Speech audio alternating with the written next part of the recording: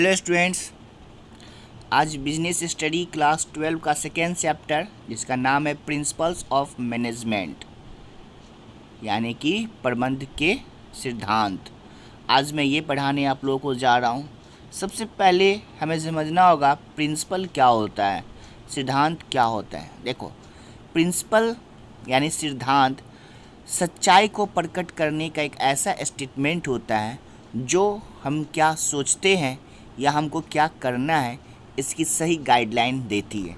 यानी अगर मुझे कुछ करना है या मुझे कुछ सोचना है तो उसके लिए मुझे क्या करने पड़ेंगे, इसके लिए जो हमें सही गाइडलाइन दे सकता है वो प्रिंसिपल होता है। उदाहरण के तौर पे बुक जो हमारी होती है, हमें अब इस क्लास में क्लास मान लो 12 में है, अब क्लास 12 में हमें कौन कौन सा चैप्टर पढ़ना है इसकी गाइडलाइन कौन देगा? बुक देगा। तो बुक भी तो एक प्रकार का प्रिंसिपल ही हुआ।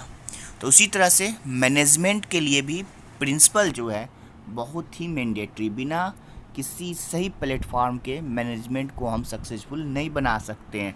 तो प्रिंसिपल का मतलब हुआ a principle is a fundamental statement of truth that provides guidelines to thoughts and action.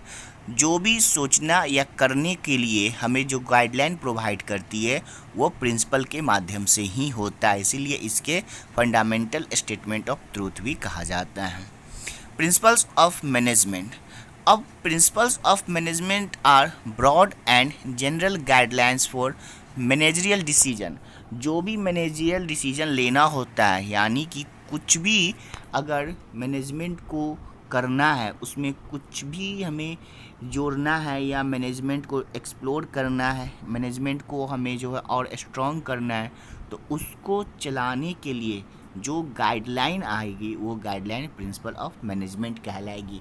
Principal of management के माध्यम से ही गाइडलाइन सही मिलेगा, तभी हम जा कर के मैनेजरियल डिसीजन स्ट्रॉन्ग कर सकते हैं और उसे हम बना सकते हैं, बिल्डअप कर सकते हैं। ओके, तो आज हम लोग पढ़ेंगे nature of principal of management. Management के प्रिंसिपल के क्या नेचर होते हैं और इसे कितने भागों में बांटा गया है, कितने पॉइंट्स में बांटा गया है। तो प्रत्येक पॉइंट्स को बारी बारी से हम लोग पढ़ लेंगे। पहला पॉइंट, यूनिवर्सल एप्लीकेबिलिटी।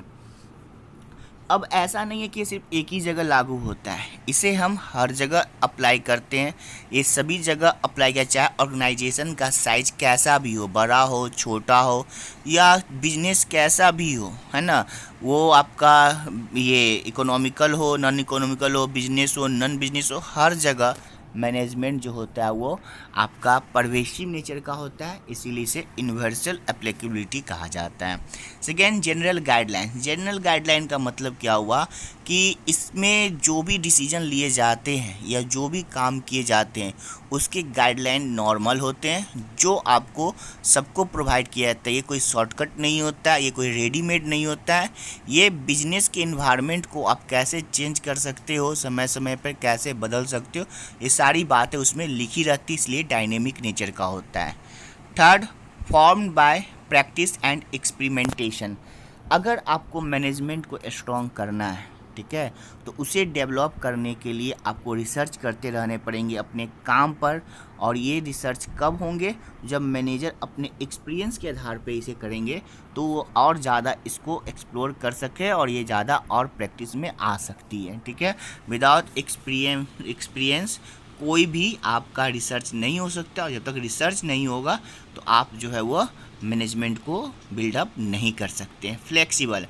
फ्लेक्सिबल का मतलब क्या हुआ कि इसको इतना इजी बनाना चाहिए कि ताकि ये हर किसी के द्वारा इसे अडेप्ट कर लिया जाए और हर कोई जो है वो इसको समझ सके और ये हर परिस्थिति में जो है वो ढल सके, इसीलिए इसे मैन मेड प्रिंसिपल होने चाहिए ताकि ये सबके द्वारा कैपेबल हो सके। ठीक है।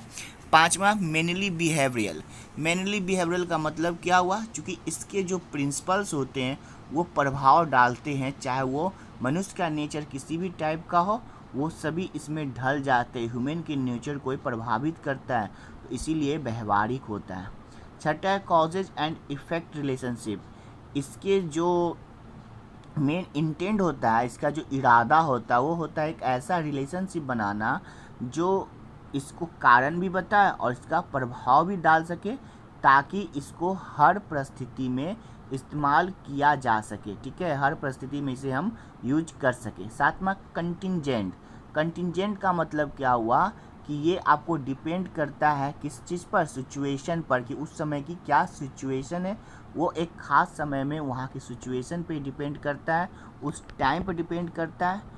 और एक स्कॉलर टेरी हुआ करते थे, उन्होंने कहा भी था कि मैनेजमेंट प्रिंसिपल जो होता है वो आपका क्या है, capsules of selected management wisdom to be used carefully and discretely, यानी किस तरह से सावधानी पूर्वक और सजग हो करके आपको डिसीजन लिए जा सके अपनी बुद्धिमत्ता से, इसका कैप्सूल जो होता है वो मैनेजमेंट प्रिंसिपल होता है। नहीं, आप कितने अच्छे से मैनेजमेंट को चला सकते हो, वो बुक को ही कौन लिख सकता है, जिसे पूरी तरह से कमांड होता है वही बुक लिख सकता है। तो मैनेजमेंट प्रिंसिपल भी वही बना सकता है जिसके पास पूरी तरह से उसके विषय में नॉलेज हो। तो आज हम लोगों ने जाना प्रिंसिपल क्या होता है और nature of principal of management हम लोगों ने जाना। हम लोग अब इसके बाद नेक्स्ट वीडियो में हम जानेंगे significance of the principal of management. तब तक लिए ओके, थैंक यू।